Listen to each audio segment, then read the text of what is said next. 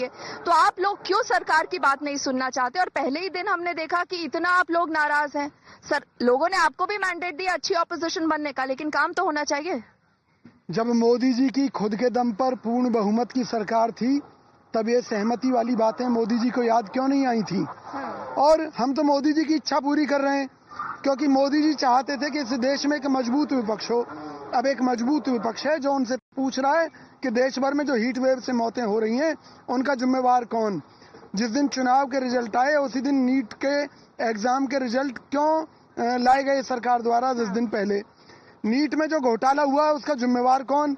आपने नेट की परीक्षा रद्द कर दी क्योंकि आपका कहना था उसमें गड़बड़ हुई है। थोड़ी सी गड़बड़ हुई और आपने वो नेट की परीक्षा रद्द कर दी। और यहाँ जो नीट में रोज गड़बड़ सामने आ रही है, उस एग्जाम को आप रद्द नहीं करना चाहते? नहीं, ये वैलिड सवाल है, लेकिन इससे संविधान कैसे खतरे में आ जाता है? देखिए, संविधान हर उस सरकार के कारण खतरे में आ जाता है जो अपनी मनमानी चलाती है। आप कह रहे हैं सरकार मनमानी चलाती है? हाँ, बिल्कुल। नीट के मुद्दे पर सरकार को तुरंत नीट की जो परीक्षा है रद्द करनी चाहिए। इस पर ये मनमानी चला रही है। अरे, आपने एग्जाम कराने का पैसा किससे लिया? बच्चों से लिया। आज ईमानदार बच्चे दोबारा भी आपको पैसे देने के लिए तैयार हैं। बस आप गड़बड़ी रोक दीजिए, धोखा रोक दीजिए, बेईमानी रोक दीजिए। ये जो लाखों परिवारों, सरकार ये भी कहती है कि बहुत सारे पेपर लीक तो आप लोगों की सरकार में भी हुए थे। देखिए, अब आप पेपर लीक को एक मुद्दा बनाएंगे, लेकिन क्या उस पर राजनीति भी हो रही है? एक लाइन में, भाई, मोदी जी जो काम हम करते थे, उन्हीं कामों को अगर आप ही करेंगे तो आपकी जरूरत क्या है? ठीक है, उनकी क्या जरूरत है? अगर सेम चीजें होती रहेंगी, पेपर तुष्ट है। वो तो कह रहे, देखिए, आप लोग अपना होल्ड बनाना चाहते हैं। अलग अलग स्टेट्स में इस तरह के कोचिंग इंस्टीट्यूट्स होते हैं, स्टेट गवर्नमेंट्स होती है, वो अपनी मोनोपोली चाहती है, इसलिए आप नीट एग्जाम के खिलाफ है शुरू से। ये राजनीति खेल रहे हैं आप, छात्रों के लिए नहीं परेशान है। जिस तरह गंधारी की आंखों पर पट्टी बंधवा दी गई थी ना, धृतराष्ट्र की कमी को छुपाने के लिए कि भी वो अंधे हैं, इसी तरह से मोदी जी की कमियों को छुपाने के लिए चाहते हैं कि एक नेत्रहीन, ना बोलने वाला, गूंगा बहरा विपक्ष इनको मिल जाए जो इनकी हाँ में हाँ मिलाए। ठीक उसी तरह चाहते हैं मोदी जी, जिस तरह से इन्होंने ताकत के दम पर कोरोना पीरियड में मारे गए हजारों लोगों की मौतों को छुपाया।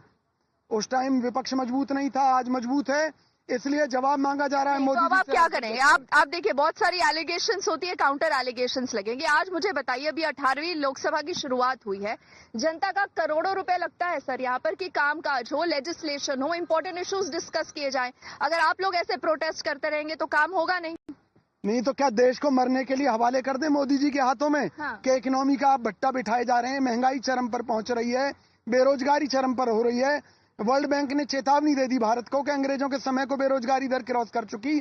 और जहां तक कांग्रेस राज की बात है, कह रहे फेक न्यूज, तुषार कह रहे फेक न्यूज, ये झूठ बोल रहे हैं। मैं जवाब दे रहा हूँ। कौन सी वर्ल्ड बैंक की वार्निंग बताइए? कब आई वर्ल्ड बैंक की? कौन सी तिथि को वार्निंग आई? कौन सी दिनांक को? अभी किस बारे में? सुनिए, किस बारे में वर्ल्ड बैंक की वार्निंग आई? आप बताइए, आपने वर्ल्ड बैंक की वार्निंग कहा? अरे, मैं जवाब दे देता हूँ ना, सुनेंगे जब ही तो।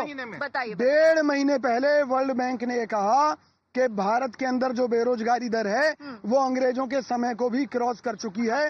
हालात बेहद खतरनाक हैं। दूसरी बात, वर्ल्ड बैंक ने बेरोजगारी बताइए। 1.5 महीने पहले वर्ल्ड बैंक ने कहा कि भारत के अंदर जो बेरोजगारी दर है वो अंग्रेजों के समय को भी क्रॉस कर चुकी है।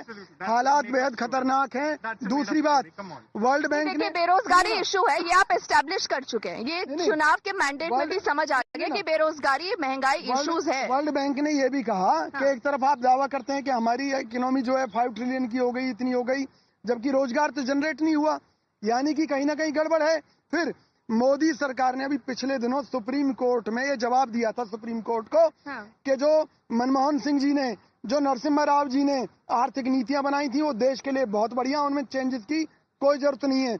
यानी कि कोर्ट में तो हमारी सरकारों के कामकाज की तारीफ करते हैं ये, और जनता के बीच में गाली देते हैं। मनमोहन सिंह को चोर ठहराते हैं, कभी नरसिम्हा राव को चोर ठहराते हैं। हमारे ऊपर झूठ का पुलिंदा जो फोड़ने का बम ये कोशिश करते हैं। ऑपोजिशन कहती है, ऑपोजिशन अलेज करती है कि जिम्मेदारी लेंगे।